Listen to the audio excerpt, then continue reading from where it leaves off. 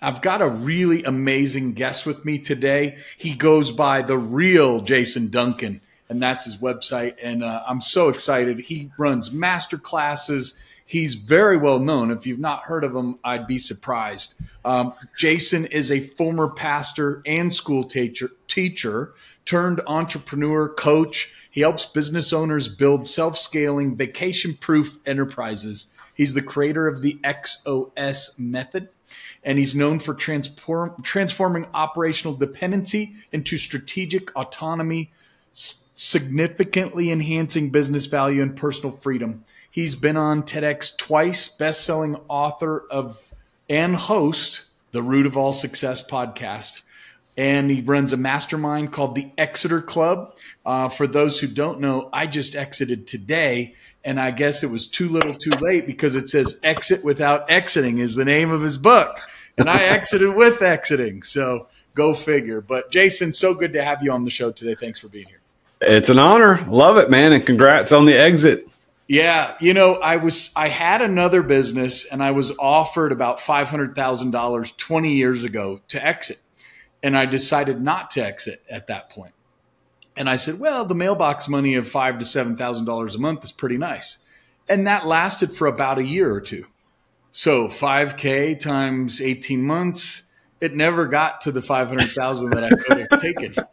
And so I just said to myself, this time, if I got what I was looking for, I'm just going to take it. And I did. And it just happened about 4 hours ago. So good for you, man. Well, 90% of businesses that list for sale never sell. So congrats. Wow. Well, thank you.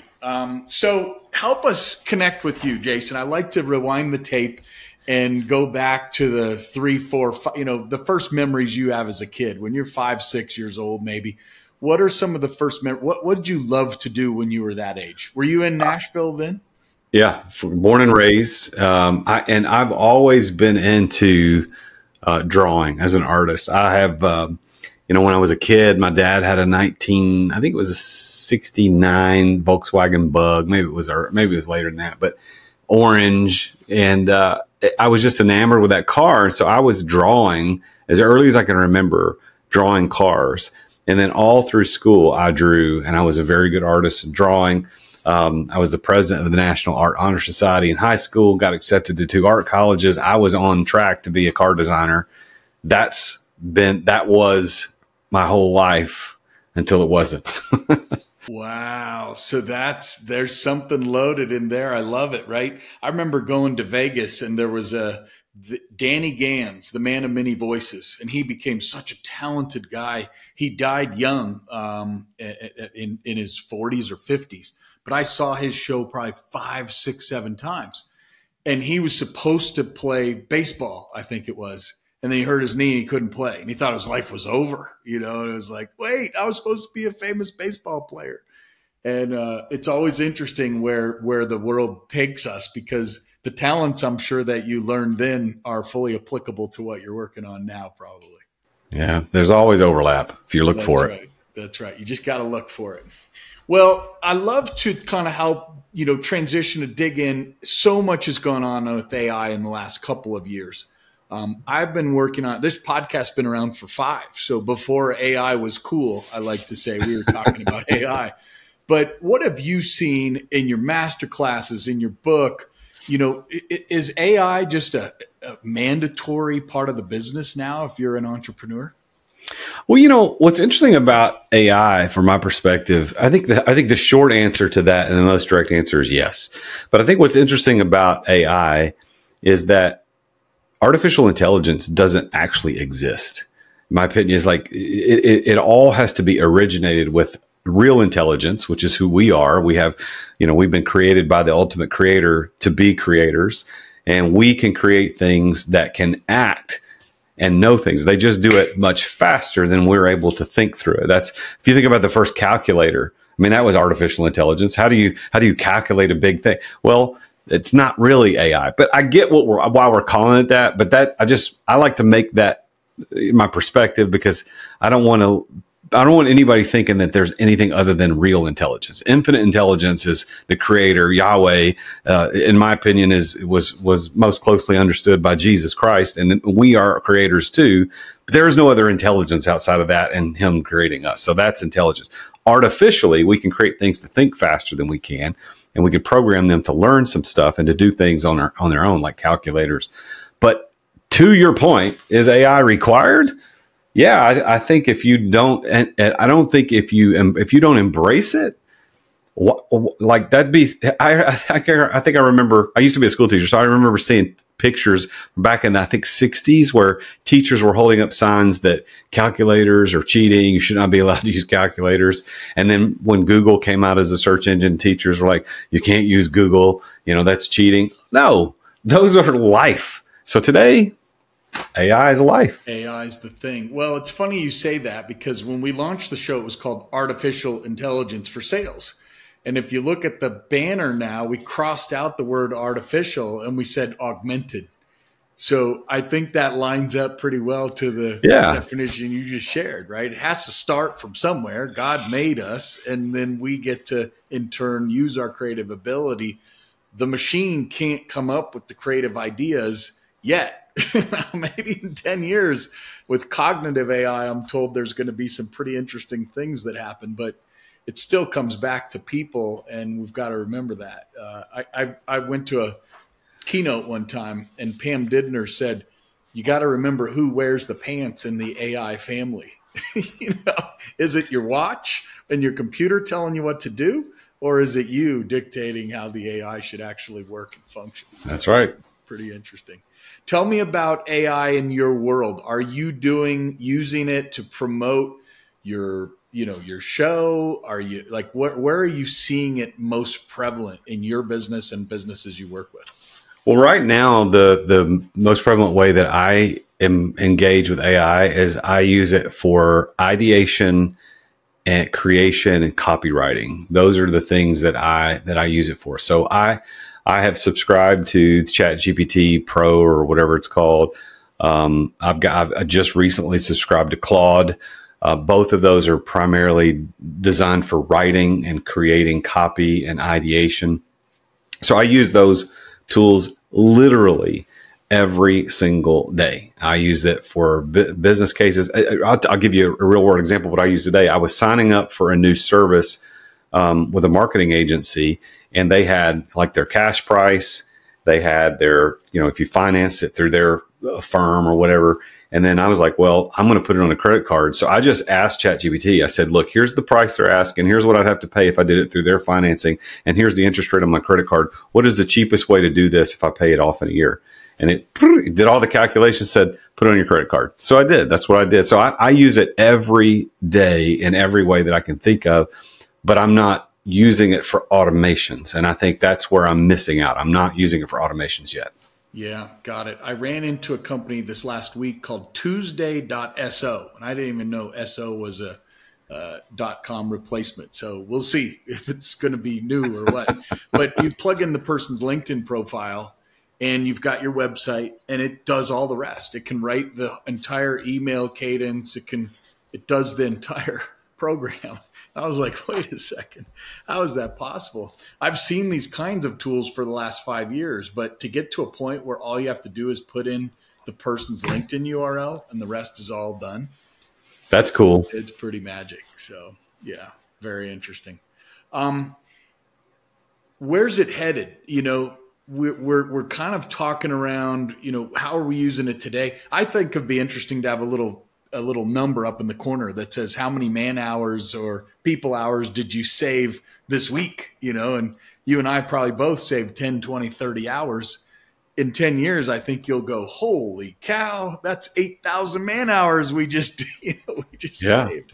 But where do you think it'll be in 2, 3, 5 years from now? What changes? I think it'll be ubiquitous. I think if you look at how Google is the primary search engine that most people use, I prefer DuckDuckGo because they don't track me and sell my data, but nevertheless, Google's the primary one. But when Google started, it was very different than what it is today. I mean, Google has become a verb. It's become part of our colloquialism. It's what we say. Hey, you Googled it. Even if that's not what you mean, did you look it up on the internet? That's what you mean. So but it didn't start that way. It started with, if I need to find something, I can go to this website called google.com and I can type in and it gives me stuff. And then it started becoming everything. When they introduced Gmail, probably was the biggest part of it. They introduced that Gmail, and then they had Google Drive, the Web 2.0 stuff. So it just grew into now I can't imagine life without Google. I can't imagine. I'm a Pixel. I'm an Android guy. So I love my Pixel phone, and it's fully integrated in everything that I use. And by the way, I'm a Mac guy, but I hate iOS. So I figured out how to make those two operating systems work. Definitely. And I've done it for years. But I think where we're heading with AI, that it's going to be ubiquitous. It's going to be the same thing. So for instance, ChatGPT, which is the darling of the AI world right now, that's the one everybody knows. I think it's going to become more and more every day of what we use. And who knows how it will morph. Is ChatGPT going to have recommendations for restaurants like Google does right now? When you go in, there's Google ratings. Well, there are going to be ChatGPT ratings based on some other method. I mean, I don't know where it's going, but I know that right now I have the ChatGPT app on my phone, and I can have long conversations, like verbal, like it talks to me and I talk to it, and it's mind blowing. But where are we heading? I mean, is it going to be where right now I've got Google Home everywhere? So if I said, hey, and I'm not going to say what I say because then everything lights up, but if I say, hey, you know what? Everything lights up and listens to me, but it's very stilted. I used to think it was awesome, but now I think, man, I don't even want to ask it anymore because it doesn't know what I'm asking. If I say, hey, one specific question, it goes, well, I found some information on the internet. I'll send it to your phone. Yeah, or ChatGPT to subscribe to this $11.99. Yeah, every other. Yeah, when ChatGPT answers the question exactly, like it doesn't say here's 1,800 different sources. It answers the question. So I think it's going to change. It's going. And I'm not afraid of it. I know there's a lot of people doomsayers about how bad it's going to be, but I think right now, as I understand it, I think it's just going to make things a little better for us in terms of access and processing information. Let's take a quick break to thank our amazing sponsors for making this podcast possible. You know that sinking feeling when you're waiting on an urgent payment to come through? The one that you needed in your account yesterday to pay your guys for the last job and start buying materials for the next one. Yeah, you know that feeling. It's the feeling of a cash flow crisis, and it's a sign that you should be banking with Relay. Relay is an all-in-one banking and money management platform that puts you in complete control of your cash flow, all from your smartphone with no monthly fees. I love their app, by the way. I am a customer. With up to 20 free checking accounts, you can separate your cash for every project or set up dedicated accounts for things like payroll, taxes, and material costs. Relay makes it super easy to keep tabs on every dollar and know exactly how much money is flowing through your business. You can assign up to 50 debit cards to team members to cover everything from supply orders to coffee runs. You stay in complete control with the ability to set spending limits or freeze cards in seconds. They even have a Relay credit card that you really should check out. It helps tremendously with cash flow. And if you work with an accountant or a bookkeeper, you can assign them secure read-only access to your accounts, so they always have everything they need to keep your books in pristine condition. The best part? Relay is 100% online, so you never have to visit a busy bank branch in the middle of the crazy workday. From depositing checks to creating virtual expense cards, you can do it all from your phone without ever leaving the office or the job site. Get banking built for small businesses. Sign up in 10 minutes at therealjasonduncan.com/relay. That's therealjasonduncan.com/relay. And by the way, I am a customer. They're not just a partner with me on this podcast. I actually use them as I bank with them. So go check them out. therealjasonduncan.com/relay. Relay is a financial technology company, not a bank. Banking services provided by Thread Bank, member FDIC. Thanks for listening to our sponsors. Now, back to the show. Well, one of my customers' name is Chris Wright, and he runs a company called the AI Trust Council. And some of the things that we talked about already around, think about the ethical side of AI, and ultimately who gets to play God in the AI, right? What's a right and a wrong decision, and how do we protect humans in AI as it gets deployed? So Chris is a really neat guy because he's working with, he's had meetings with JFK Jr. recently talking about this. He was in Vegas at one of those big shows having meetings with people. And so I think it's what do you think of the ethical side of this, right? Who's responsible for putting in the guardrails to make sure that it doesn't take over, right? Because there's a very real risk that the AI could actually be like the Terminator movie. Yeah, I don't know. That's a deep question, and I don't know that I don't have enough information to be able to answer that. I think my opinion would be that the creators are the first guardrails of this. So as anybody creates it, and then those who adapt it and use it are the guardrails. But I'll also say that I am a unashamedly free market capitalist, and I want small government. I don't want government telling me what to do. I don't want government interfering with my life. But I do say that there are certain things that for the protection of our society that government may have to say, look, you can't do this. For example, and I'm not saying they should do what I'm about to say as an example, but as an example, these deep fakes are scary. They're not, at least I haven't been fooled by them yet. Like, I don't think I have. I think I've seen, but we're going to get to a place where I could have a whole podcast like I'm doing with you, and this is not you. Like, it's a fake of you. Yeah, and right. I just think that at some point we're going to have, the society's going to have to all raise our hand and agree. Like, I don't think that's right. I think there's going to have to be disclosures that are going to be legally required when it's not an actual person or their actual voice. In the same way that when you're writing a paper, you have to cite your references. So I think if you have a video, like I signed up for Hey Gen today. I've never used it. I just signed up for it today. But when you set up an avatar of yourself, like, I think you need to disclose this isn't really me. I don't know. Yeah. Then those are the kinds of guardrails that I'm talking about. So I think you articulated exactly right. The creators of it, which is where Elon's calling a little bit of BS on what's going on right now, right? He's putting a timeout there, and then the implementers of it. So talk to me about when you're working with entrepreneurs, presumably many of them have sales teams. Have you seen so far that AI augments a team to make them more effective? Like, could $1 million a year quota person now take on $1.5 million? Or is the CFO looking at it and saying, hey, we can have a smaller team because now they're all powered by AI? I guess, or could it be both? It could be one, both, or either. Yeah. I do think, I think AI is going to interrupt the sales industry, but I think it'll be in a good way, because for any salesman who's losing his job to AI, well, you probably weren't performing at a high enough level to justify your position to begin with. So I'm not afraid of that. And there will be other positions and opportunities created as a result of AI. So I think it's going to be a net gain for us, not a net loss. But here's what I'm thinking about as far as use cases. I don't know how yet to use AI in my sales process to make it better, faster, stronger, other than copywriting. Like right now, I use it for copywriting and ideation and creation of things, but that's not live. But I did have a sales call today with a potential mastermind member.